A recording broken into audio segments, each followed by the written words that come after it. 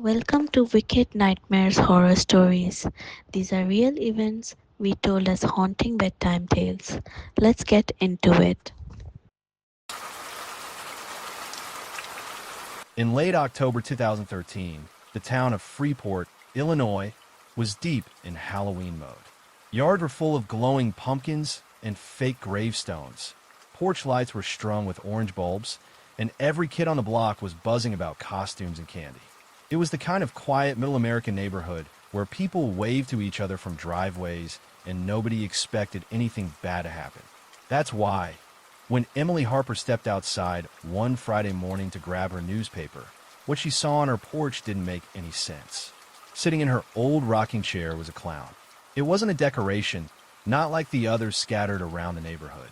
It looked real, dressed in a faded yellow jumpsuit with big red buttons, oversized shoes, and a cracked white mask. Its gloved hands rested perfectly still on its lap. A single black balloon floated above it, tied to its wrist with a frayed piece of string. Emily figured her husband, Tom, must have set it up as a joke or maybe added it to their Halloween decor. But when she asked him about it that morning, he laughed and said he hadn't touched the porch. Later, when she asked the neighbors, everyone said the same thing. The clown didn't move. It stayed there all day, through the night, and into the next morning. At first, people assumed it was a prank or maybe a weird art project. But on October 30th, a neighbor named Jim Dorsey noticed something that made him uneasy. When he left for work at 5:30 a.m., the clown's head was turned toward the street. He was certain the night before it had been facing the front door. He tried to brush it off, maybe the wind had caught the mask or shifted the chair slightly. But when he looked again, he realized the whole rocking chair had moved. That afternoon, Emily came home from her shift at the diner, tired and smelling faintly of coffee and grease. She parked in the driveway, glanced up at the porch, and froze. The clown was still there. Same chair, same balloon, same slump posture. But something about it looked off. The mask's white paint had started to crack, like old plaster left out in the sun. The red around its mouth looked darker now, almost smudged. And the collar of its costume was ripped clean down one side, exposing a patch of yellowed fabric underneath. Emily called out to a couple of teenagers walking by, asking if they knew who'd left it there. One of them laughed and said no. The other just shrugged and kept walking. Nobody seemed particularly concerned. It was almost Halloween, after all. That night, Emily decided she'd deal with it in the morning. She told Tom she didn't want to touch it, just in case someone was pulling a prank and waiting to film their reaction. He agreed. They locked the door, turned off the porch light, and went to bed. But sometime just before midnight, things took a turn. A 17-year-old named Kyle Bennett, who lived 2 houses down, was out walking his dog, a golden retriever named Scout. The street was quiet, just the occasional rustle of leaves and the faint hum of a TV from inside someone's house. As Kyle passed the Harper's driveway, Scout stopped. The dog's ears went up, and he started growling low, staring toward the porch. Kyle followed his gaze and saw movement. The clown, which had been sitting completely still for nearly 2 days, was now standing. He froze. The figure was tall, taller than he expected, and its head hung slightly to the side, as if it was studying him. The black balloon bumped gently against the porch ceiling, the string brushing its arm. Kyle said later it didn't wave. It didn't run. It just swayed, slowly, its shoulders rocking back and forth like someone trying to keep their balance. The porch light flickered once, and for a second, he thought he saw the hand move.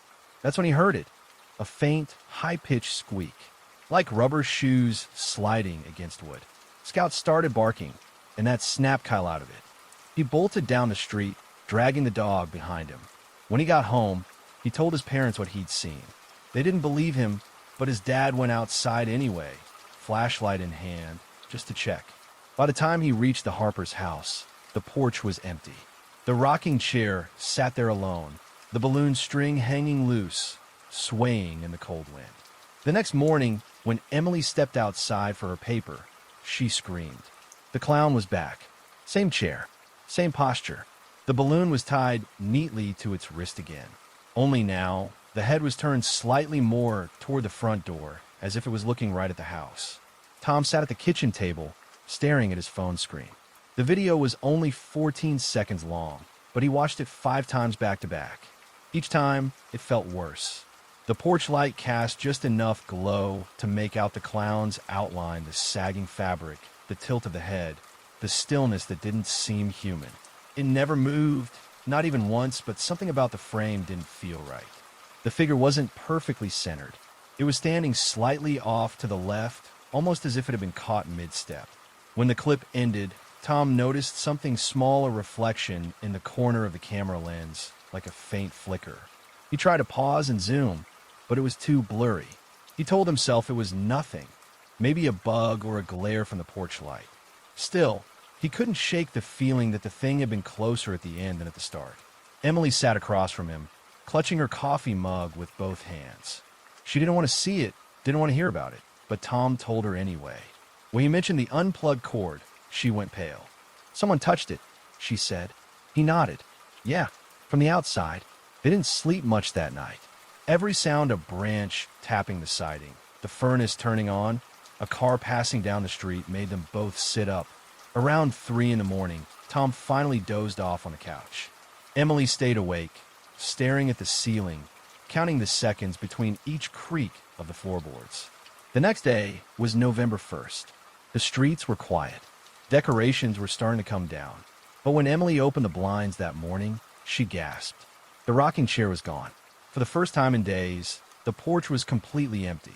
No balloon, no clown, nothing. She ran to the door, half expecting to see footprints or candy wrappers, anything, but there was nothing at all. Even the spot where the chair usually sat was clean, like someone had swept it. Tom went around the house, checking for signs of a break-in. The back gate was still latched, the side yard undisturbed. He asked a few neighbors if they'd seen anything overnight, but everyone said the same thing. No movement, no noise. Later that afternoon, Dennis Rhodes, the retired postal worker across the street, walked over. He said something strange had happened around 1 a.m. He'd been up watching an old movie when his motion light flicked on. Out of habit, he looked toward the Harper's house. He saw someone, or something, standing on their porch. Not moving, just standing. He assumed it was Tom getting the chair, until he realized whoever it was wasn't holding a flashlight. When Dennis blinked, the light clicked off. The next time it came on, the porch was empty. That evening, Tom decided to pull the video footage again. The doorbell camera had stopped recording after the unplugged clip, but there was a second camera, the one he'd mounted above the garage. The angle was wider, but not great. It faced the driveway and caught part of the porch in frame. At 12:58 a.m., the motion detector kicked in. The video was grainy, but you could see a faint shape moving near the porch. Then, for a moment, a tall figure stepped into the edge of the frame. The camera caught only its shoulder and part of the mask, that cracked white face turning toward the lens, as if it knew it was being watched. Then it was gone. Tom froze the frame and stared at it for a long time. The timestamp was clear, 12:58 a.m. What unsettled him wasn't just the figure itself, but what he noticed beside it. On the right edge of the frame, just barely visible, was the old rocking chair. It wasn't empty. Someone was sitting in it. He leaned in closer, squinting at the screen, but the image broke into static right before he could make out the face. When he replayed the clip, the same thing happened again. Static, then darkness. The next morning, Emily called the police. 2 officers showed up that afternoon, Officer Ramirez and a younger patrolman named Carter. Both had worked in Freeport for years. They were used to noise complaints, missing lawn ornaments, the occasional Halloween prank. But the moment Tom showed them the footage, the room went quiet. Ramirez leaned closer to the phone screen, replaying the clip of the clown standing at the door. "How long was this out there?" he asked. 3 days, Tom said. Ramirez looked up. 3 days? Same costume? Tom nodded. It kept showing up. We'd find it in the morning like someone carried it back. The younger officer chuckled nervously. "You sure it's not some kind of animatronic thing?" Tom didn't answer. He just swiped to the garage footage. They watched the blurry outline move through the frame. Then that single freeze frame of the mask turning toward the camera. "Where's the chair now?" Ramirez asked. "Gone," Emily said. "We woke up and it was just gone." The officers went outside, checking around the porch and yard. The ground was still damp from the previous night's rain, but there were no footprints, not even where the chair had been. Ramirez crouched down and ran a finger through the dirt, expecting to find indentations from the chair's legs. Nothing. When they circled around back, they found something small near the side fence. A torn piece of yellow fabric, damp and stiff with mud. Emily swore it matched the clown's costume. The officers bagged it and took a few photos before heading back inside. Ramirez promised to file a report and check for similar incidents in the area. But before he left, he said something that stuck with Tom. You'd be surprised how many calls we get like this around Halloween. People see things, pranksters push boundaries. But this, he looked at the screen again, then at the unplugged camera wire. This is different. Over the next few days, the Harpers tried to move on. Emily avoided the porch completely. Tom reconnected the cameras, this time running the cords through the wall so no one could reach them. Life started to feel normal again until the following Thursday. Emily came home late from work, just after sunset. The porch light was already on. She carried her takeout bag up the steps and froze halfway to the door. Something was sitting on the doormat. It was the black balloon, the same frayed string, same faded color. It wasn't tied to anything, just resting there, deflated at the base, as if it had been placed gently. She didn't touch it. She stepped around it, locked the door, and called Tom. When he got home, he picked it up with a paper towel and threw it straight into the trash bin. Neither of them said a word about it after that. 2 nights later, Dennis Rhodes came by. He'd been talking to another neighbor, a woman who lived at the end of the block. She told him her daughter had spotted something on their porch camera around 2 a.m., a tall figure in a clown suit walking down the middle of the street, holding what looked like a black balloon. Ramirez came back the next day to collect that footage too. But when they opened the file on her phone, it was corrupted, blank. That was the last time anyone in Freeport saw the clown. Weeks passed, and the town slowly moved on. Christmas decorations started replacing the pumpkins, and the whole clown thing turned into one of those stories people brought up at parties, half joking, half serious. Remember that weird porch clown? Someone would say. Whatever happened with that? For the Harpers, though, it never felt like just a prank. Emily stopped sitting on the porch entirely. The rocking chair, the same one her mother had given her years ago, stayed in the garage under a tarp. She couldn't bring herself to look at it. Tom checked the cameras every night for a month. Nothing. No movement. No shadows. No balloons. Eventually, he turned the alerts off, figuring it was time to let it go. But in January, when the snow finally came, Emily noticed something strange.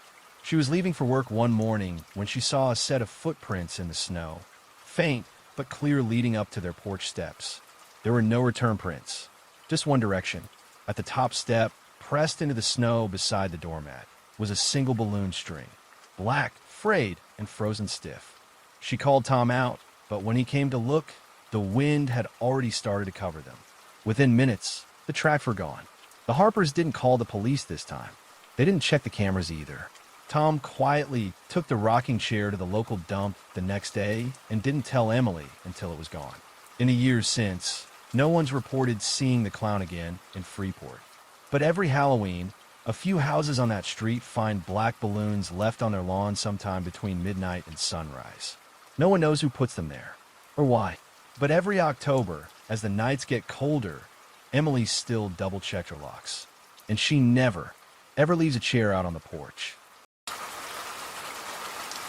In early December 2010, a quiet suburban neighborhood in Maplewood, New Jersey, was wrapped in its usual winter calm. Rows of small 2-story homes lined the streets, decorated with blinking lights and inflatable snowmen. It was the kind of place where people left their doors unlocked during the day and waved to each other at stop signs. At the end of Willow Lane stood the Kramer house, white siding, red shutters, nothing special. It belonged to David and Melissa Kramer, a couple in their 30s with a 5-year-old daughter, Lily. David worked nights as a mechanic, and Melissa was a nurse at St. Barnabas Hospital. Between their opposite schedules, they barely saw each other during the week, which made Friday nights David's only evening off, something they always looked forward to. On December 3rd, a Friday, Melissa was working a double shift. David had put Lily to bed around 8:30, turned on the TV, and dozed off on the couch. At 11:47 p.m., the home's motion light clicked on. From outside, a figure stood still in the yard, tall, slim, wearing a black winter coat and what looked like a white ski mask. The person didn't move, just stood there, watching the front door. A neighbor across the street, a retired teacher named Helen Monroe, happened to notice. She thought it was odd, but she told police later that she assumed it was just a late-night jogger catching their breath. The figure eventually stepped out of view, and she went back to watching TV. Inside, David stirred awake around midnight to the faint sound of tapping, soft, rhythmic like fingernails against glass. Half asleep, he ignored it. The tapping came again, this time closer. He sat up, blinking, trying to focus. Then he heard it again, unmistakable, someone gently tapping on the living room window. When he turned his head, all he saw were two small reflections in the glass. Eyes. He froze. The person outside didn't move or speak. They just stood there, staring through the window. David whispered, "Who's out there?" The figure tilted their head, slightly slow, deliberate, and then, just as quickly as they'd appeared, they were gone. David grabbed a flashlight and stepped outside. Nothing. No footprints in the frost. No sound. The motion light had shut off. He went back inside, locked every door, and told himself it must have been a trick of the light. But an hour later, the motion light came on again, and this time the back door handle turned. David froze when he heard the soft metallic click of the back door handle.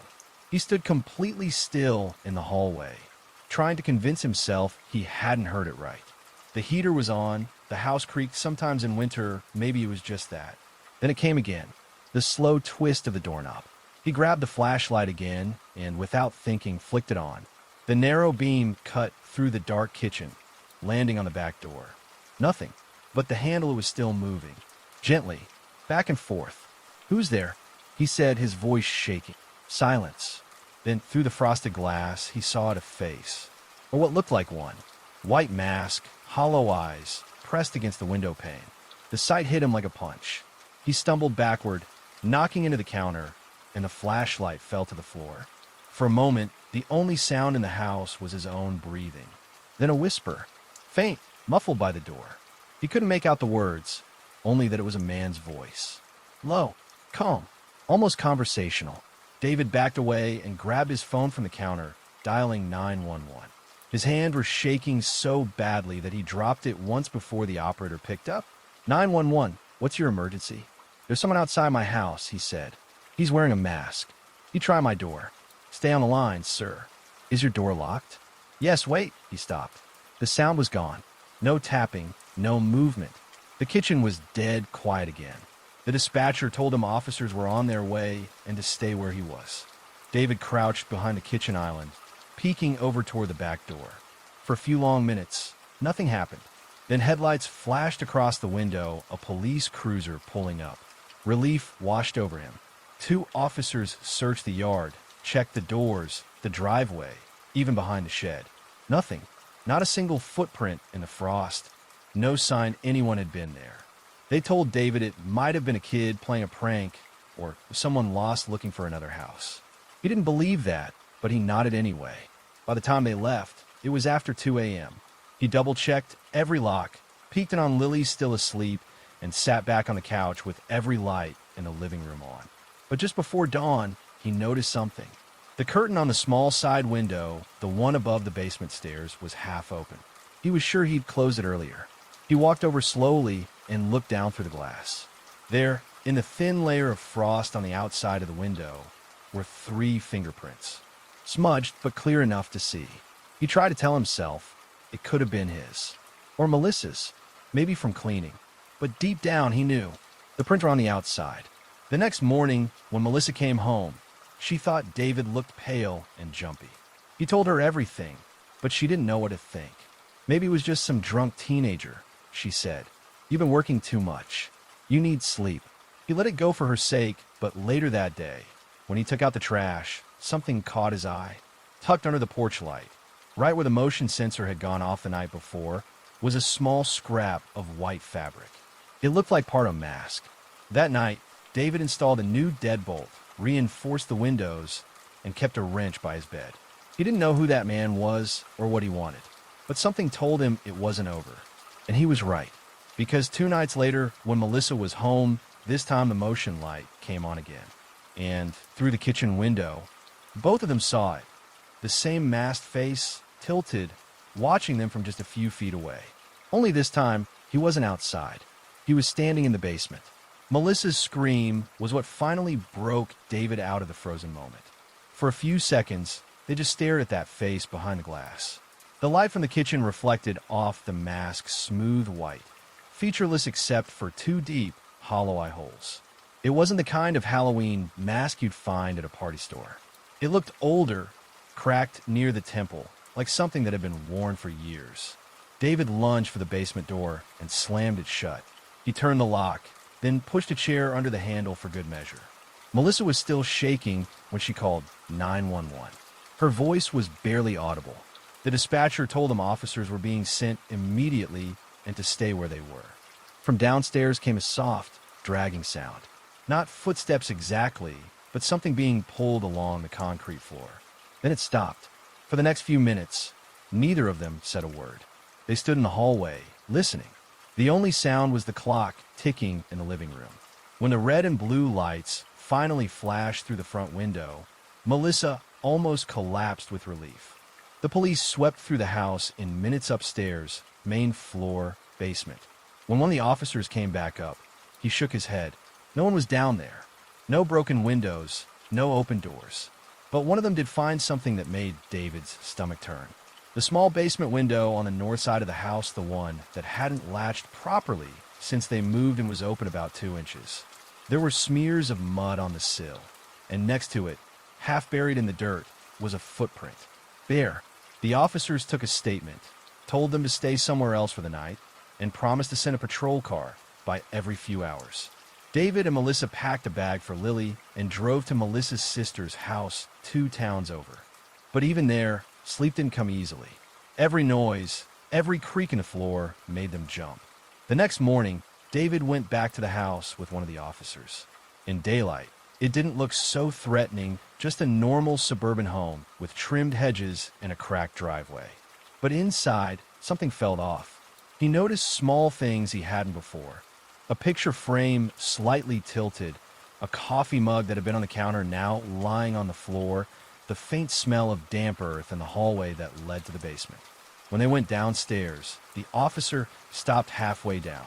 There were faint scuff marks along the concrete wall lines that started at the window and trailed toward the water heater, as if someone had been dragging their fingers along the surface while moving in the dark. Then, near the back of the basement, behind a stack of old boxes, they found a blanket. Dirty, wrinkled, and damp. Next to it was an empty water bottle and a small tin of breath mints. The officer crouched down, looked at the items, and said quietly, he was sleeping here. David felt his stomach twist. For how long? He asked, but the officer didn't answer. They dusted for prints and took the blanket for evidence. Before leaving, the officer suggested installing cameras around the property and replacing the old latch on the window. David nodded, but as he locked up the house and stepped outside, something on the porch caught his attention, a folded piece of paper wedged between the doorframe and the glass. There were only 5 words written in block letters. You should have stayed asleep. The officer bagged the note, but it didn't help. No fingerprints, no leads. Over the next few days, patrol cars circled the neighborhood, and David replaced every lock and window latch in the house. Still, neither he nor Melissa wanted to sleep there. They stayed with her sister until things quieted down. For a while, they tried to move on. Weeks passed. Thanksgiving came and went. Life started to feel normal again. Then, one night in early December, David drove back to the house alone to pick up a few things they'd left behind. It was cold and quiet, snow just beginning to fall. When he pulled into the driveway, the motion light came on, the same one that had flickered the night the man appeared. For a moment, everything seemed fine. Then he noticed something sitting near the edge of the porch steps. A white mask, cracked near the temple. He stared at it for a long time before backing slowly into his car and calling the police. By the time officers arrived, the mask was gone. The police searched the property again that night, but just like before, there was nothing. No footprints this time, no signs of a break-in. The mask that David swore he'd seen was gone, and without evidence, it was chalked up as possible trespass, no suspect. But David knew what he saw. That crack in the mask's temple. It was identical to the one from that night in the basement. The same one he described in his report. He told Melissa about it the next morning, and she immediately broke down. She said she'd had a nightmare the night before where a man in a white mask stood at the foot of their bed, just watching. She woke up gasping, and when she looked at the clock, it was 2:47 a.m., the exact time the motion sensor light at the house had turned on, according to the camera logs. They called the police again.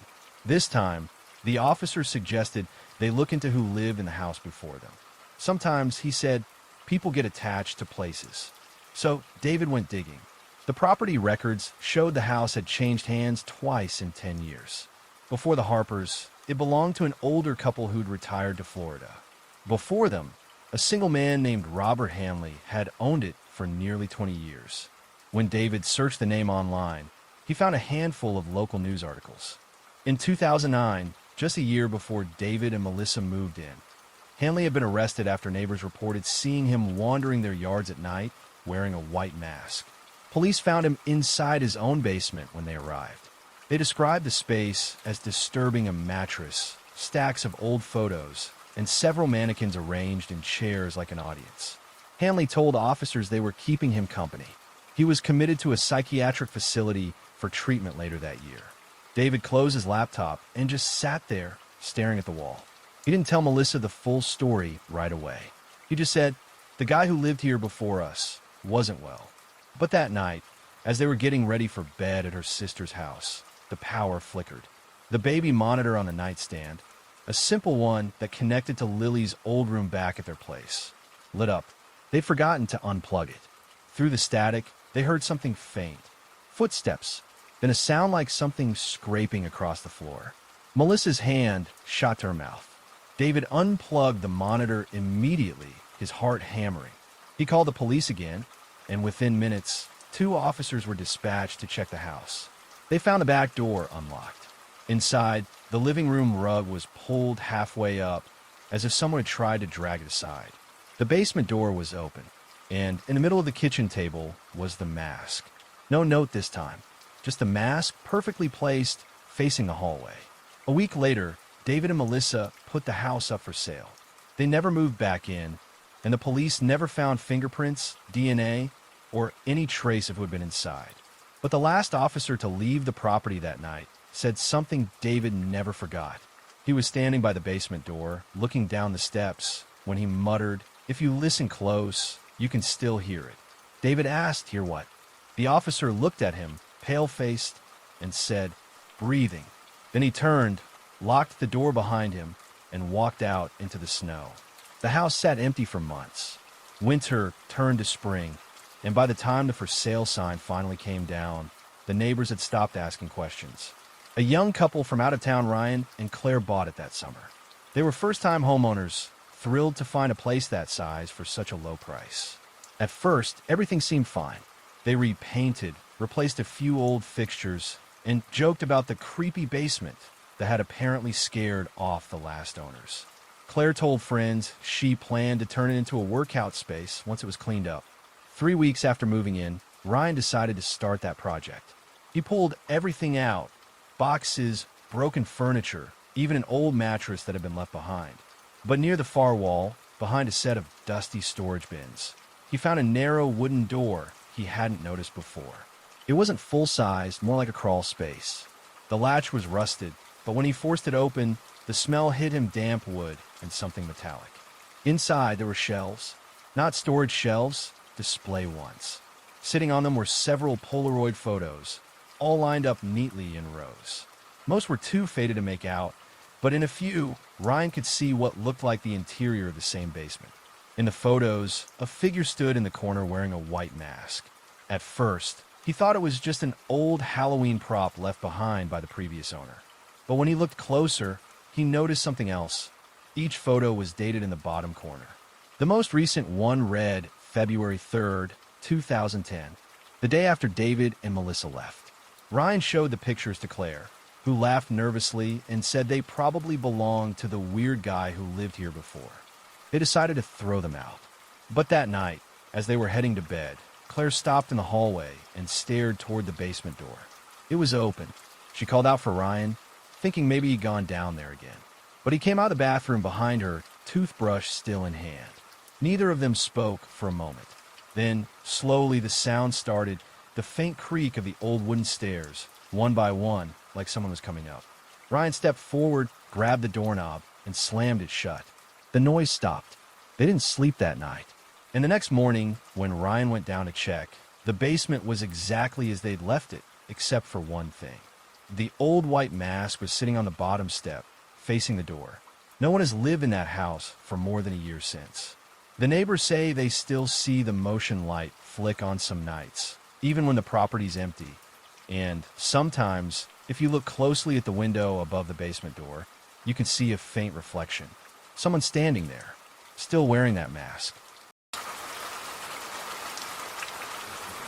It was Halloween night, 2021, in Brooklyn, New York. The streets were alive. Kids in costumes ran from house to house, plastic pumpkins clattering with candy, laughter echoing between brownstone buildings. Inside one apartment, a young couple, Marcus and Alyssa, were finishing dinner. They didn't have kids, but they always kept candy ready for the trick-or-treaters who stopped by. Around 9 p.m., the night was winding down. The last group of children had come by an hour earlier. Most lights on the block were turning on. That is when they heard it, a knock at the door. Marcus grabbed the candy bowl. He told Alyssa it was probably a few latecomers. When he opened the door, 3 people stood there. 2 wore Halloween masks, one a clown, the other a skull. The third had no mask, just a hood pulled low over his face. They said trick or treat. Their voices didn't sound like kids. Before Marcus could respond, one of them shoved the door open. He stumbled backward as all 3 pushed their way inside. In an instant, the tone of the night changed. No laughter, no candy, just chaos. The robbers moved like predators who had been inside the apartment before. Every motion was deliberate, almost rehearsed.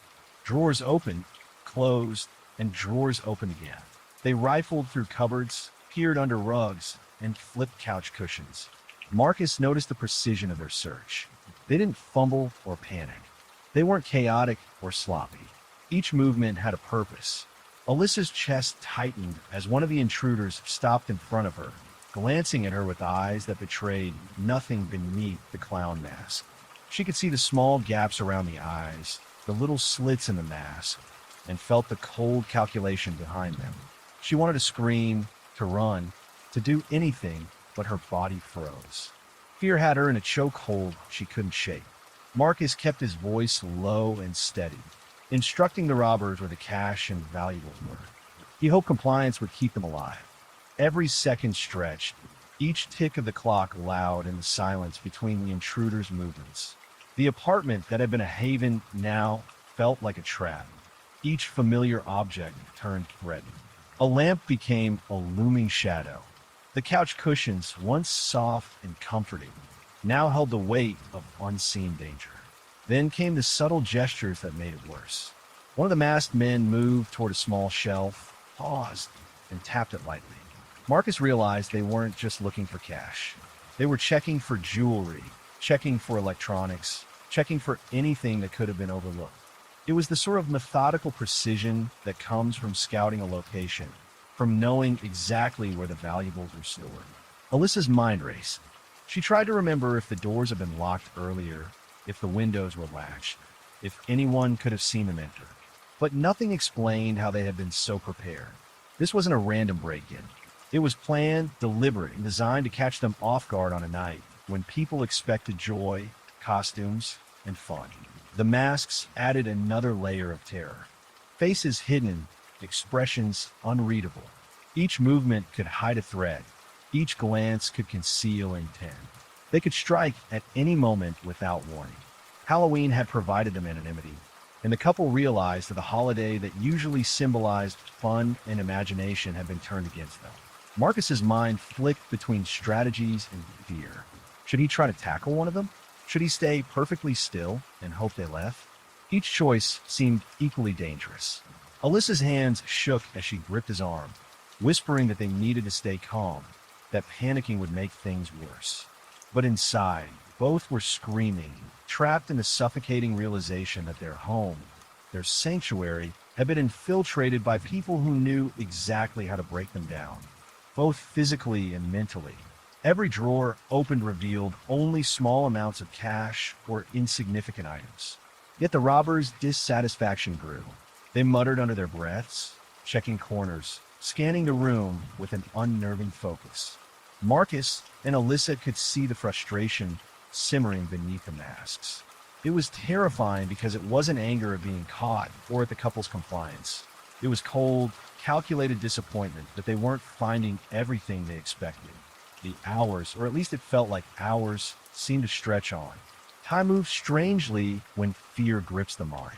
Every sound outside, every creak in the floor, every distant shout of trick-or-treaters became amplified.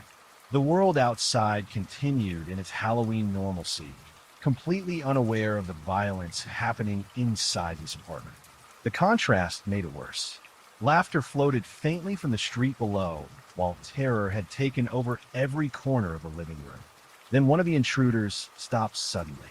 He turned toward Marcus, nodded slightly to the others, and whispered something that Alyssa couldn't hear. They were communicating silently, in coded gestures, and for the couple, it was like watching predators coordinate before kill. But instead of taking lives, they were taking possessions, and the thought of what they could do if they were challenged loomed over them. The methodical search, the calm and controlled movements, the way they seemed to know exactly what to take and what to ignore, all of it made it impossible for Marcus and Alyssa to imagine this as anything other than premeditated, precise, and terrifying. They weren't lucky to be alive yet. They were lucky that the robbers were focused on the valuables and not on them, at least for now. Finally, after what felt like an eternity, the masked men began to gather their loot. Bags full, wallets taken, and small valuables stashed in backpacks. One of them cast a glance at Marcus and Alyssa, almost as if to measure their reactions. The couple stayed perfectly still, hearts hammering, fearing any sudden move could trigger violence. The robbers moved toward the door, their silence heavier than any threat. Marcus realized that the ordeal wasn't over until they were gone, that every second after the break-in was still part of the terror. And even when the door finally shut behind them, the masks, the methodical movements, and the cold calculation would linger in the couple's minds for years to come. It was Halloween, a night meant for joy. But for Marcus and Alyssa, it had become a night where the ordinary rules of safety were shattered, where their home became a stage for fear, and where masks hid not smiles, but calculated terror. Even as the robbers gathered items, Marcus and Alyssa realized the danger was far from over. The intruders weren't moving frantically or panicking. Their calm, deliberate pace made time feel warped. Each shuffle of a foot, each adjustment of a mask, each slow, calculated glance around the room felt like hours in Marcus's mind. The couple could almost feel the air thicken with tension, every heartbeat magnified, every creak of the apartment floor echoing like a gunshot. Alyssa's stomach twisted as she noticed the small, chilling detail. One of the masked men kept glancing at the living room windows. He crouched slightly, listening, peering outside, as though expecting someone to appear at any moment. Their awareness of the apartment, the street outside, the surrounding noise, showed this wasn't a random break-in. This was planned, methodical, rehearsed. Marcus's mind raced. He analyzed every detail. The way the intruders split up, the order in which they searched, the way they checked the drawers twice, almost as if they were verifying their knowledge. Every movement had intent. Every glance, every step was designed to intimidate and control. Marcus realized that in this room, they weren't in charge. The robbers were orchestrating every moment. Time stretched unbearably. Every second became a test of wills, a psychological tug of war. Marcus whispered to Alyssa, telling her to stay calm, to breathe. She nodded, but her hands shook, her chest tightened. They couldn't predict what would happen if even a single tremor of fear caught the robbers' attention. Each small sound they made seemed amplified in the intruder's awareness. Then came the argument between the masked men. It was subtle, almost imperceptible at first. Low murmurs, sharp gestures, the exchange of brief glances. One wanted to linger, to search every corner, to maximize the harm. The other insisted on leaving immediately, worried that any extra time increased risk. That moment of discord became Marcus's only chance. He felt a flicker of hope in the tension between them. Every instinct screamed caution, but hesitation could be deadly. Alyssa noticed the shift too. They were small, almost invisible cracks in the intruder's control, and Marcus knew that even a minor distraction might be enough to create an opening. He held Alyssa's hand, whispering to her not to panic, to act only when he said. Their hearts pounded in unison, synchronizing with the tension in the room. The couple had become silent observers, watching predators in their natural element. Every motion precise, measured, and terrifying. Marcus scanned the room, looking for anything that could work to their advantage. The front door, a small window, the thickness of the door, even the way the robbers were positioning themselves around the apartment. Every small calculation mattered. Alyssa's eyes caught one of the robbers fumbling slightly with a bag. It was tiny, almost imperceptible, but to her it was a signal. Marcus saw it too. The man's focus was momentarily diverted. The moment stretched, but it was enough. They had a window, a tiny, fragile, dangerous window, to make their move. In that instant, fear and clarity collided. Every second counted.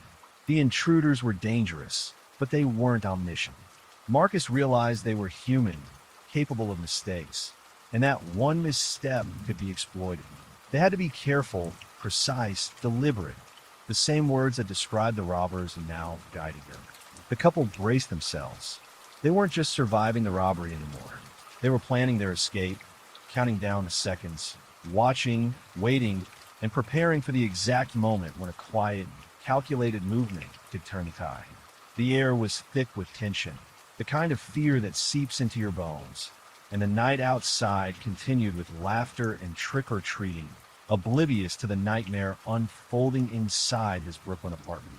The argument between the intruders created a crack in their control, but it was small, almost invisible.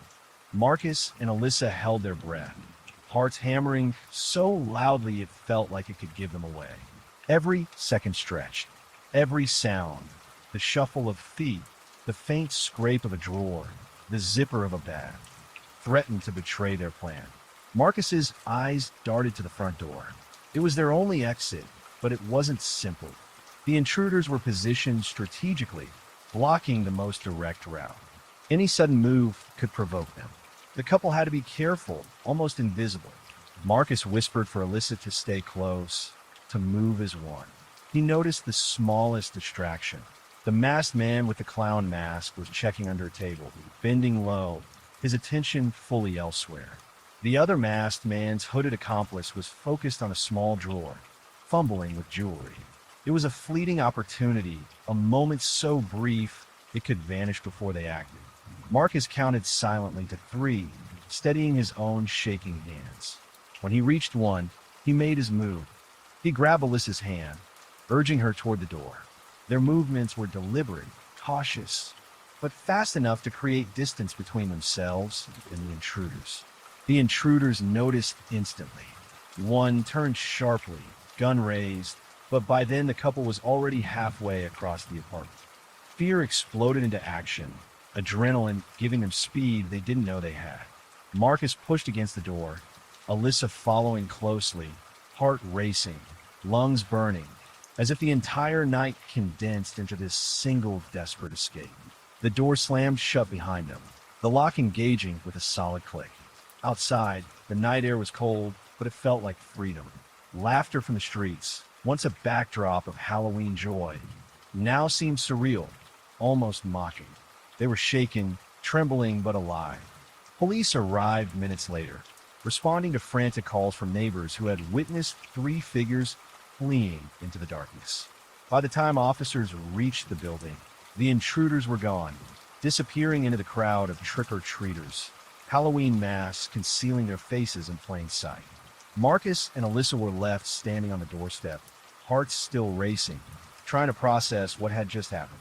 Every familiar corner of the apartment, every piece of furniture, every shadow now carried a memory of terror. The home they had known as safe had been violated, their sanctuary breached by people who had planned every detail, used the chaos of Halloween, and disappeared without a trace. In the days that followed, they replayed every moment in their minds. The knock at the door, the masks, the calculated movements, the argument between the robbers, and finally, the desperate sprint to safety. Each memory was vivid, each sound, each glance burned into their consciousness. They realized they had survived not because of luck, but because of awareness, timing, and a split-second decision to act. Every Halloween afterward became a reminder that danger can appear in moments that seem ordinary, innocent, or festive. A knock on the door, a shadow on the street, a laugh in the distance could all mask something far more sinister. For Marcus and Alyssa, Halloween would never feel safe the same way again. The night that should have been filled with candy and joy had become a test of survival, a night where fear hid behind masks, and where the ordinary rules of safety no longer applied.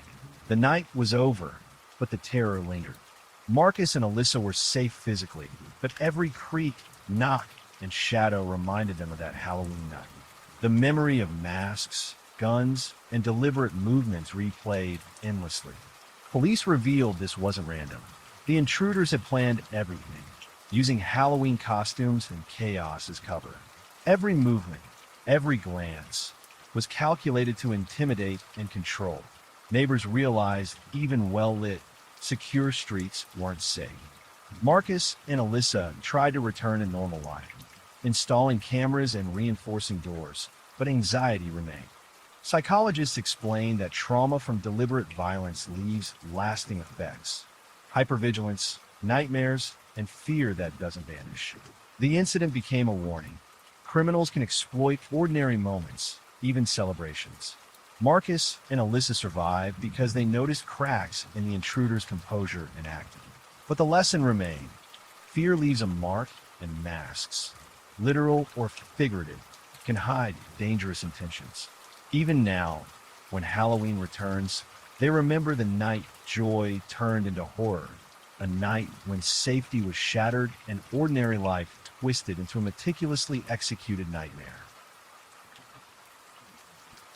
It was a quiet Friday night in Sydney, 2019, a normal suburban street, lined with flickering porch lights and the soft hum of traffic in the distance.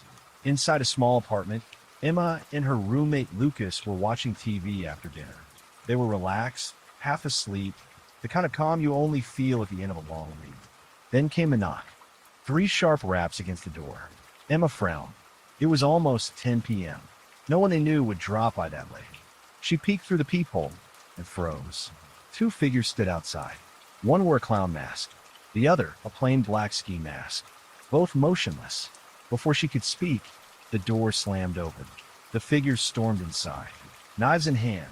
The air shifted instantly from quiet comfort to raw panic. Emma screamed as the front door crashed open, the sound echoing through their small apartment like a thunderclap. Lucas jolted up from the couch, his heart hammering, his mind refusing to register what was happening. 2 masked men had forced their way inside, their movements fast, sharp, and confident. One of them, tall and broad-shouldered, wore a plain black ski mask. The other, slightly shorter, had on a clown mask with smeared red paint around the mouth, grinning like something out of a nightmare. The taller one barked an order, his voice low but firm, telling them to get on the floor. There was no hesitation, no panic in his tone, just control. It was the voice of someone who had done this before. Lucas raised his hands instinctively and backed away, tried to process the situation. "Take whatever you want," he said, his voice trembling. "Just don't hurt us."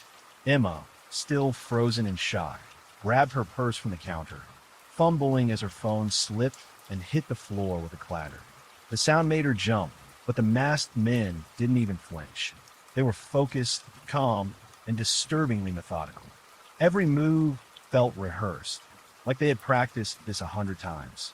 The taller man stepped closer to Lucas, the blade of a knife catching the dim light from the living room lamp. Phones, wallets. Now he ordered. Emma's hands shook as she handed over her phone and wallet. Lucas followed, sliding his across the table. But the men didn't stop there. They moved through the apartment with purpose, pulling open drawers, tossing cushions aside, digging through cabinets. They weren't frantic or sloppy. They were searching for something. That was what made it terrifying. This wasn't a smash and grab robbery. They were looking for something specific. As the shorter man rifled through the kitchen drawers, the taller one turned to Lucas and asked, "Where is it?" His voice was calm, but heavy with intent, like he already knew the answer and was testing them. Lucas blinked, confused. "What? Where's what?" The man stepped closer, pressing the knife against Lucas's shoulder just enough to make him wince. "You know what I'm talking about. Where is it?"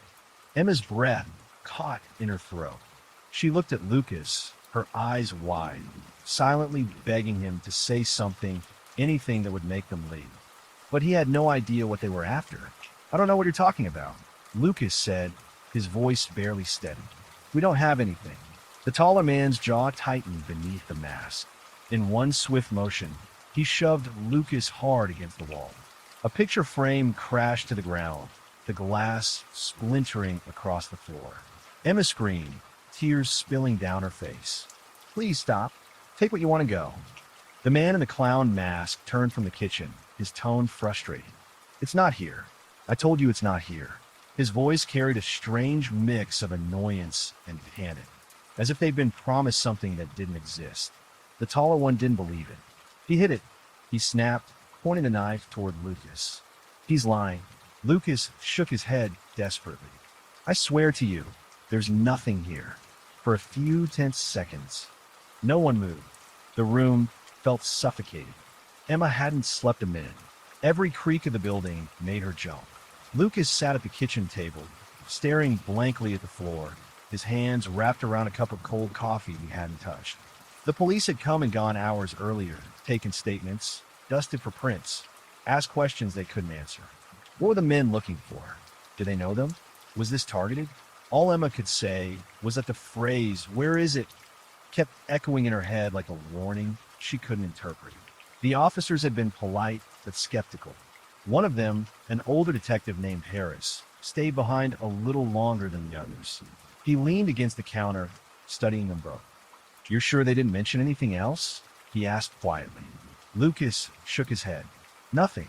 They just kept asking that same question." Harris nodded slowly. "That's unusual. We've had break-ins around the city lately, but those were smash and grabs. This feels different." Emma could tell by his tone that different meant something worse. Before leaving, Harris handed them his card and told them to call if they remembered anything. But as the door shut behind him, both Emma and Lucas knew they weren't going to forget a single detail. Over the next few days, they tried to return to normal, but normal didn't fit anymore. Lucas worked from home, glancing at the door every few minutes. Emma refused to be alone.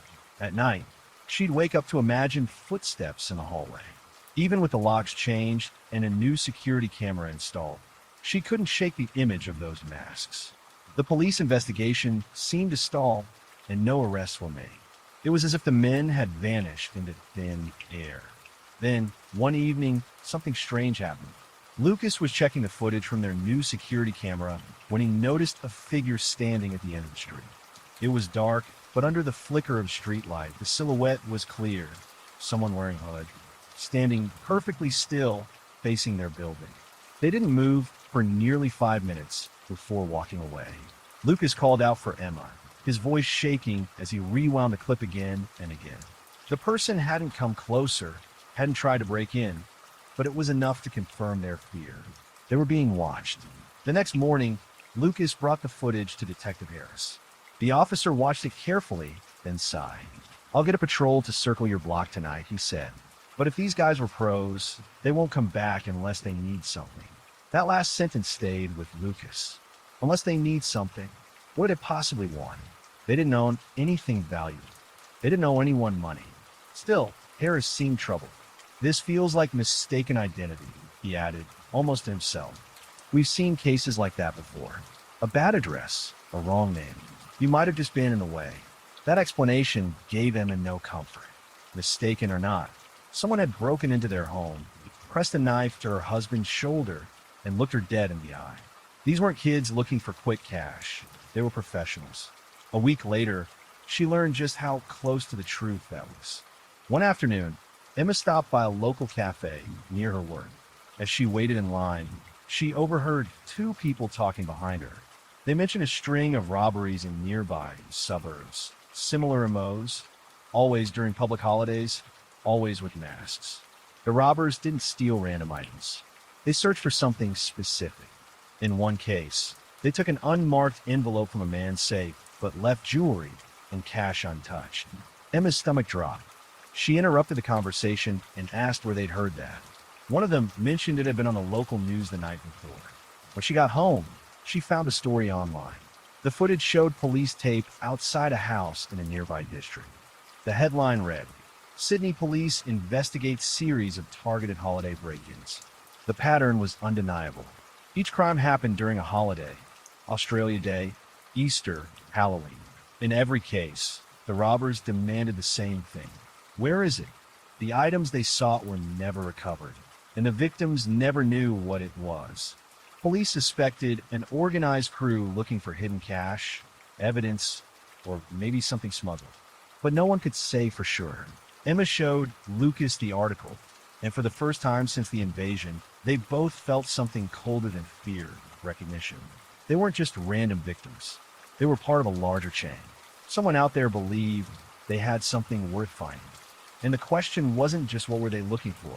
It was why did they think it was here? That night, as rain pattered softly against their window, Emma turned to Lucas and whispered, "What if they come back?" He didn't answer.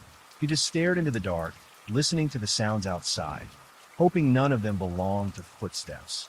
He explained that the robberies were connected to a small crew of professional thieves who targeted specific homes. Not rich people, not celebrities, just ordinary residents who, without realizing it, were living in properties once linked to criminal activity. Years earlier, one of the previous tenants in Emma and Lucas's building had been investigated for trafficking counterfeit goods. He disappeared before police could arrest him, and the money from that operation was never recovered. The working theory now was that the crew believed the hidden stash was still in the apartment, and they were willing to do anything to find it. Emma stared at Harris, speechless. "You're saying they thought we had it?" she asked. He nodded. "They don't care who's living there now. They think someone's keeping it safe." Lucas leaned back, his mind racing through the night of the invasion, remembering the way the men searched. Every drawer, every cushion, every wall panel. It suddenly made sense. They weren't after valuables. They were hunting for something they believed was hidden in plain sight. As Harris continued, he revealed that two other break-ins had followed a nearly identical pattern. Both homes had previously belonged to people tied to the same criminal circle. The robbers' method was strategic. They struck during holidays when people were distracted, wearing masks that made their actions blend into chaos. They avoided security systems, left no fingerprints, and disappeared before neighbors even realized something had happened. But in Emma and Lucas's case, the crew had come up empty-handed, and that was what made things dangerous. Harris leaned forward, lowering his voice. "When professionals don't find what they're looking for, they come back." The words hung in the air like a storm waiting to break. Emma felt her throat tighten. Lucas asked what they were supposed to do. Harris said they'd increase patrols, but it was clear from his tone that there were limits to what police could promise. "These guys don't hit the same spot twice," he said, "but if they think you know more than you're saying, they might." He advised them to stay somewhere else for a few days, just until the investigation developed. That night, they packed what they could and stayed with a friend across town. But even there, the unease followed them. Emma couldn't stop thinking about the missing money, the previous tenant, the years-old criminal case that had somehow tied itself to their lives. Around midnight, she heard a noise outside the window, a car idling, headlights cutting briefly through the curtains before fading away. She sat up, her heart hammering. Lucas checked, but the street was empty by the time he looked. Maybe it was nothing. Maybe not. 2 days later, the case took a turn. Police raided a warehouse in the suburbs based on a tip from an informant. Inside, they found stolen goods, a few of the same masks described by witnesses, and a ledger of addresses, including Emma and Lucas's apartment. Each address was labeled with a number. Next to theirs, it simply read, empty. That word sent chills through everyone who read it. Empty. It meant they hadn't found what they wanted. It meant they might still be looking. Detective Harris called Lucas the next morning to let him know about the discovery. "We're close to wrapping this up," he said, though his voice betrayed a flicker of worry. "But keep your eyes open. They're cautious and they're smart. Until we get them all, you need to assume they're still out there." Emma thanked him, but she knew sleep wasn't coming anytime soon. Every detail, the robbers' calmness, their quiet coordination, that one haunting question, "Where is it?" Now in context, it wasn't random. It wasn't senseless. They had been caught in the fallout of a crime committed years before they'd even moved in. When they finally returned to their apartment, it didn't feel like home anymore. The furniture was back in place, the broken glass was gone, but the air still felt heavy, as if the walls remembered everything. That night, Emma stood by the window, watching the street below. For a moment, she thought she saw someone standing in the distance, just beyond the streetlight's glow. But when she blinked, the figure was gone. The story should have ended there. But as they would soon learn, the robbers weren't done. Not yet. A few nights after they returned home, Lucas woke to a faint sound, a click like metal against glass. He froze, listening. It came again from near the kitchen window. He slipped out of bed, motioning for Emma to stay quiet. The clock on the wall read 2:43 a.m. Lucas moved toward the hallway, every nerve in his body alert. The apartment was dark except for a thin slice of moonlight across the floor. Then he heard it, the unmistakable creak of the window frame. Someone was trying to get in. He whispered Emma's name and grabbed his phone to call the police. Before he could dial, a voice came from outside, low and sharp. "You found it yet?" It was the same tone he'd heard during the robbery, the same calm, deliberate cadence. The robbers were back.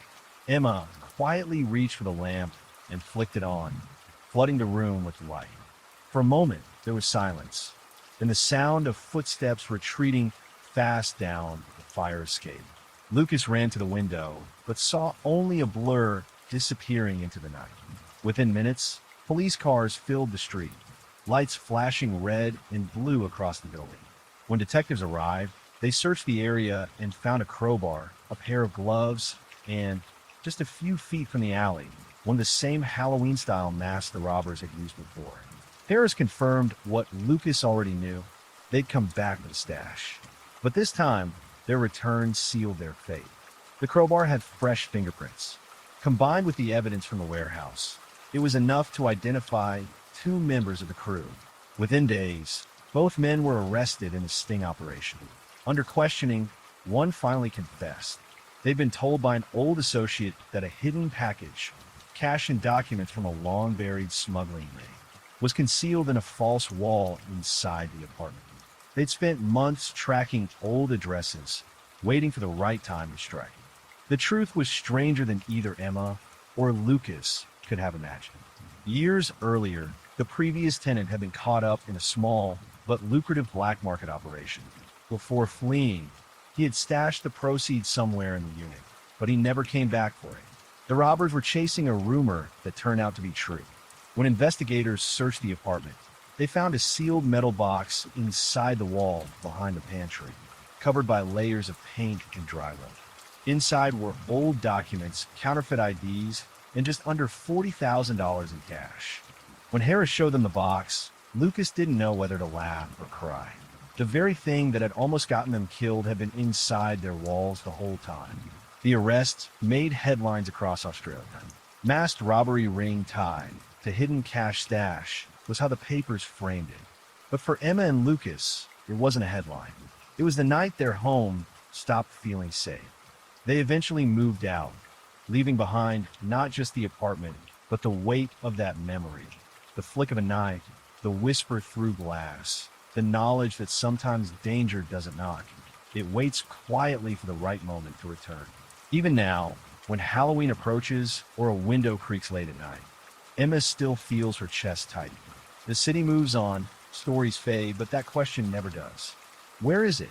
Because sometimes, even after the criminals are caught, the echoes of fear stay behind, buried in walls, hidden in silence, impossible to forget. It was just another calm evening in Lafayette, California.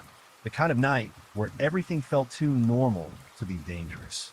The Ramirez family had finished dinner not long ago. The smell of roasted chicken still lingered in the kitchen. John was rinsing the plates. Clara was scrolling through her phone. And their two kids, Sophia and Leo, were arguing over which movie to watch. Baxter, their golden retriever, was half asleep near the fireplace, his tail flicking lazily with each breath. Nothing about that night suggested that anything bad was coming. Outside, the streets were quiet. Porch lights glowed across manicured lawns, and the hum of crickets echoed between houses. Then, just before 9:20 p.m., a black SUV turned onto their street and rolled to a slow stop a few doors down. The engine cut off. For a long moment, the vehicle just sat there, dark and silent. Then the doors opened. Three figures stepped out, dressed in black from head to toe. No words, no hesitation, just quiet, deliberate movement for the Ramirez house. Inside, John walked into the living room, remote in hand. He was about to sit down when he heard something soft, metallic scraping against the back door. He froze. Baxter's ears twitched, but the dog didn't move. Then came another sound, sharper this time, like a latch being forced. John frowned and started toward the kitchen. The next second, the world exploded into chaos. The back door slammed open, crashing against the wall, and three masked men stormed in. John's first instinct was to yell, but the sight of a gun stopped him cold.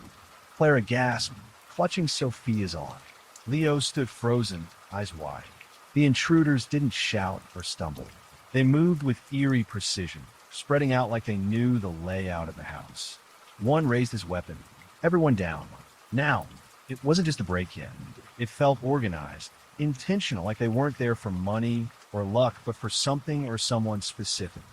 And before John could make sense of it, his home, his sanctuary, had become a trap. The air inside the house felt thick, almost heavy. Every breath the Thompsons took seemed to echo through the living room. The masked man standing guard by the couch shifted his weight, scanning the room as if expecting someone to burst in at any second. The hum of the refrigerator, the ticking of the clock, even the faint rustle of Scout's breathing, it all felt unnaturally loud in the tension that had settled over the family. David's knees ached from kneeling on the hardwood floor, but he didn't dare move. His eyes flicked toward Laura and the kids. Megan was biting her lip so hard it had turned white, while Tyler's shoulders shook with silent sobs. David wanted to tell them it would be okay, but even he didn't believe that. The man guarding them didn't look like someone bluffing. His eyes, visible through the holes of his mask, were sharp and unflinching. Upstairs, the sounds continued, drawers slamming, footsteps pacing back and forth, and that same muttered frustration, not here. Then came another crash, followed by muffled voices. It wasn't the sound of a rushed burglary. This was something else entirely. The precision in their movements, the calm in their tone, it all suggested purpose. These weren't desperate men looking for jewelry or quick cash. They were hunting for something specific. David tried to think, what could possibly be in his office worth this kind of invasion? Old work files? Tax records? Maybe something left behind from his father's business? The thought made his stomach twist. His father had passed away years ago, and the only thing David had kept from that time was a small fireproof safe in the corner of the office, one he'd never even opened. Downstairs, Laura's voice trembled as she finally spoke again. "Please," she said softly, "we don't have anything of value. Just take what you want and leave." Her words hung in the air, fragile and desperate. The masked man didn't reply. He just stared straight ahead, his breathing slow and steady. The stillness in him was worse than any outburst could have been. Then, unexpectedly, he spoke again, quieter this time. "It's not about value." His voice cracked slightly, as if he wasn't supposed to say that out loud. David looked up at him, heart pounding. The man realized he had said too much and tightened his grip on the weapon. muttering, "Don't talk." A moment later, the leader's voice came from upstairs. "Found it." The sound of those two words cut through the silence like glass breaking.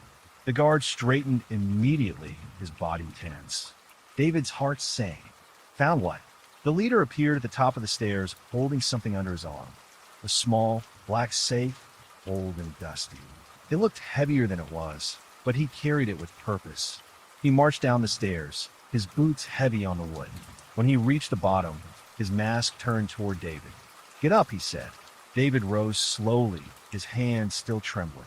The leader placed the safe on the coffee table and gestured toward it with his gun. "Open it." "I don't have the code," David said, voice cracking. "It was my father's. I've never—" "Open it," the man repeated, sharper this time. Laura started crying quietly. Megan buried her face in her knees. Tyler didn't move at all. The leader's patience was fading, but his tone remained eerily calm. "You'll remember it," he said. "Now." David's fingers shook as he turned the dial. He tried combinations he thought his father might have used: birthdays, anniversaries, the family dog's name, but nothing worked. Sweat was dripping down his temple now. He could feel the leader's eyes on him, feel the cold air from the open door drifting through the house. Then, suddenly, there was a soft click. The safe opened. The leader immediately pulled it toward him and looked inside. Papers, an old photo, a few envelopes, and a small black hard drive. He examined the drive closely, nodded once, and slipped it into his jacket pocket. "That's it," he said to the others. The young robber, guarding the family, exhaled with visible relief, like the weight of the moment had finally broken him. His hands trembled even more now. He looked at Megan for a split second, then quickly turned away. The leader signaled to move out. "No phones for the next hour," he ordered. "Stay down until we're gone." The three of them moved toward the back door. As they left, the youngest man hesitated, lingering at the threshold. He looked back at the family, terrified, bound, and silent, then said something that froze David in place.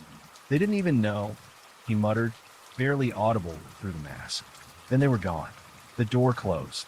Silence fell. Only the sound of Laura's muffled sobs and the clock ticking filled the room. David stared at the open safe, its contents scattered, his mind racing. What was on that drive? Why would anyone risk everything taken? And in that moment, deep down, he realized this wasn't just a robbery. This was a message. For a long time, no one in the Thompson family knew. The only sound was the faint ticking of the clock above the fireplace and the ragged breaths of four people trying to make sense of what had just happened. David's eyes were still on the coffee table. The safe sat open, its hollow interior a reminder that something important, something he didn't understand, was gone. His pulse pounded in his ears. What did they just take from us? Laura slowly untied the scarf around her wrists, her fingers shaking. "David," she whispered, "what was on that drive?" He looked at her blankly. "I don't know. I swear I've never even opened that safe before."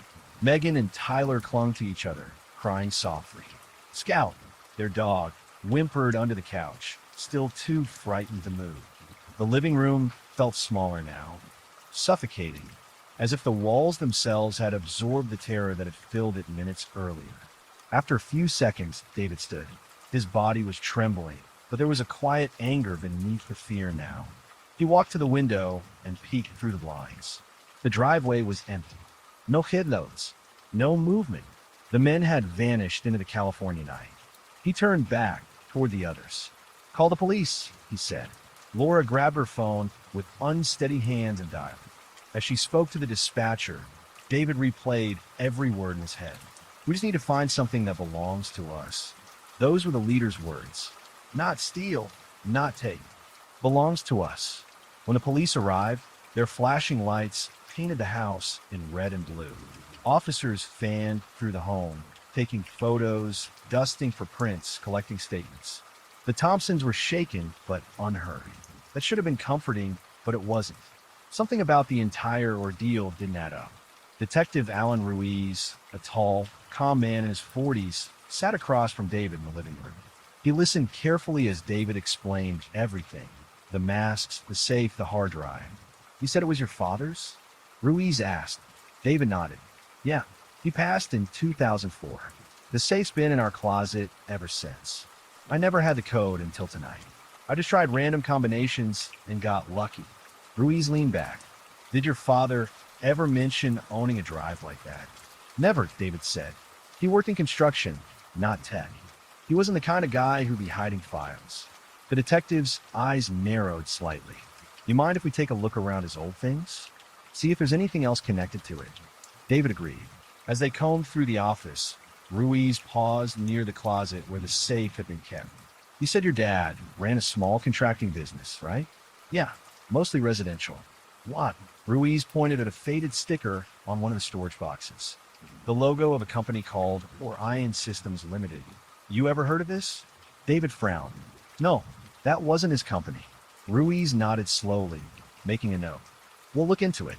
By midnight, the officers were gone, leaving behind yellow tape and shaken family. The house was quiet again, but none of them could sleep. Every sound made them flinch. Every shadow looked like someone standing there. Around 2 a.m., David sat in his office alone, staring at the empty space where the safe had been.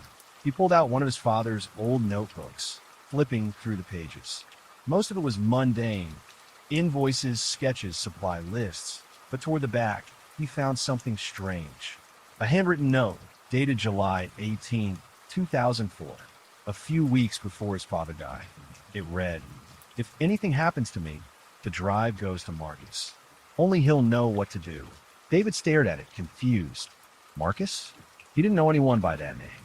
His father had never mentioned a Marcus. Outside, thunder rolled in the distance, unusual for Lafayette this time of year. The sound sent a chill through him. He closed the notebook, his mind racing. Who was Marcus? What was on that drive? And how could something his father left behind still be dangerous 15 years later? David didn't know it yet, but the robbery wasn't the end of his story. It was the beginning. The revelation hit David like a punch to the chest. For days, he could barely sleep. Every time he closed his eyes, he saw the masked faces, heard the sound of the safe clicking open, and that single cold phrase belongs to us.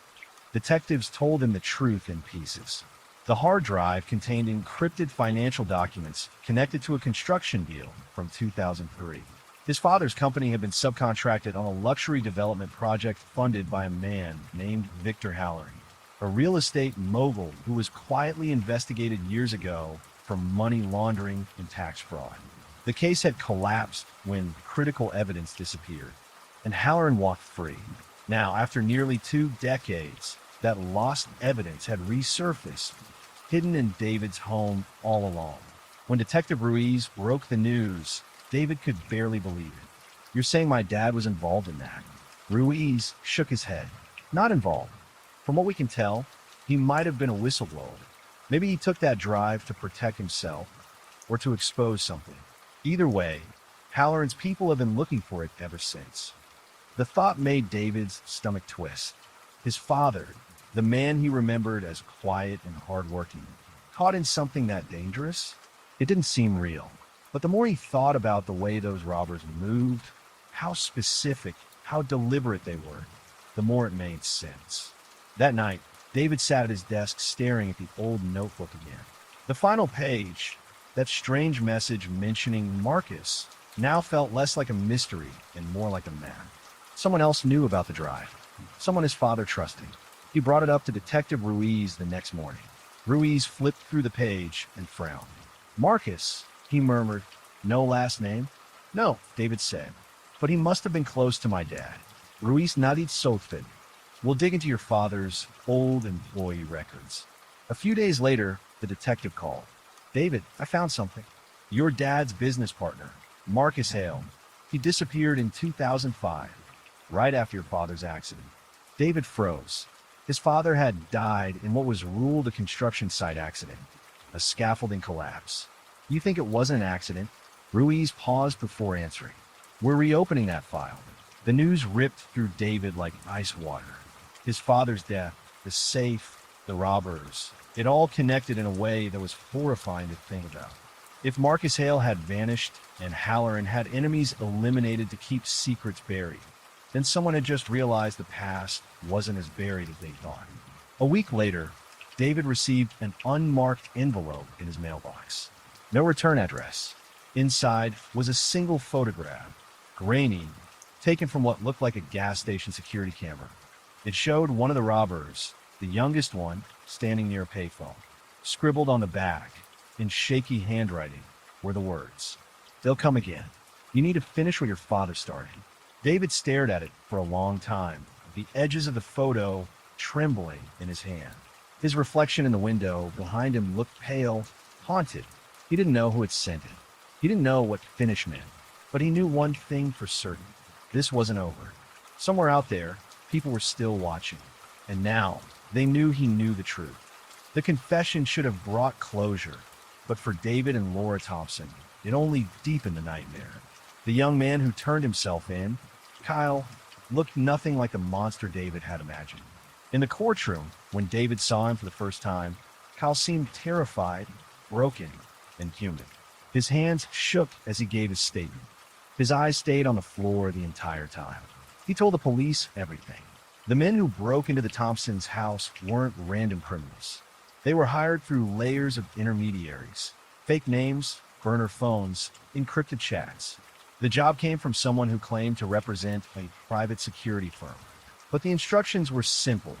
Retrieve the black fireproof safe in the upstairs closet of a specific address in Lafayette. No cash, no jewelry, no property damage. Just that safe. Kyle admitted he never knew what was inside. He said the others didn't either. The leader, a man known only as Reed, claimed it was evidence that the people living there weren't targets but custodians of something that should have been returned. The way Kyle described it, the mission was more like a recovery operation than a robbery. That one phrase stuck with David. We weren't stealing. We were reclaiming. Detectives tried to trace the payments Kyle mentioned. He said they were paid in cryptocurrency through a third-party broker. It all led to an offshore account registered in the Cayman Islands, a dead end. The case agent later told David that whoever orchestrated it had wiped everything clean weeks before Kyle came forward. The money trail was gone, the contacts deleted, and every digital fingerprint erased. But there was something else Kyle said that disturbed everyone in the room. During the interrogation, he described how the group had studied the Thompsons' lives for weeks, their work schedules, the layout of the house, even which nights the lights stayed on late. They told us to make it look like a random break-in if anything went wrong, Kyle said, his voice cracking. But it wasn't random. They picked you because of what your father had. When a detective asked who they were, Kyle just shook his head. I don't know names, only that it's not new. This has been going on a long time. After that, the story disappeared from the headlines. The other two robbers were caught months later in a sting operation in Nevada, but they refused to talk. Reed, the leader, vanished completely. The FBI got involved briefly after Kyle's confession, but the case was quietly downgraded to closed, insufficient evidence. That was the part that broke David the most. It was as if the system wanted it buried, just like his father's accident all those years ago. Life didn't return to normal. Laura couldn't sleep without checking the locks 3 times.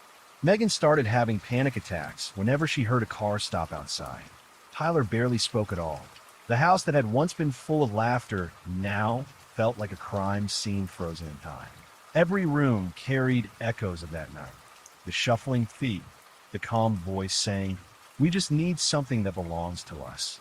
By spring, they decided to leave Lafayette. Packing was slow. Every photo, every memory, reminded them of what they'd lost. Not material things, but the sense of safety that made a home feel like home. On their last night, David stood in the empty living room, looking at the faint marks on the floor where the safe once sat. That was when he found the envelope. It was tucked behind a fireplace mantle, yellowed with age, sealed with a strip of old tape. His name was written on the front in his father's handwriting. His hands trembled as he opened it. Inside was a single sheet of paper and a key, small, metallic, engraved with a number. The note read, "If you're reading this, it means they found him. Don't trust anyone who says they're helping. Keep what matters safe. The truth is heavier than you think." There was no signature, no date, just that cryptic warning. David sat on the floor, the letter shaking in his hands. The hard drive was gone, the robbers were caught, but it didn't feel over. If anything, it felt like his father had left him in the middle of something much bigger. He never told the police about the letter or the key. Maybe part of him was afraid. Maybe part of him didn't want to know the truth. But sometimes, late at night, when the wind rattles the windows of their new home, he catches himself replaying those words again and again. The truth is heavier than you think. And even now, years later, no one knows what was really on that hard drive or why, decades after his father's death, people were still willing to break into a family's home to find him. Some mysteries are meant to be solved. Others, like the one hidden in that black fireproof safe, are better left buried. That was another real bedtime story from Wicked Nightmares Horror Stories. Make sure you subscribe so you don't miss what comes next.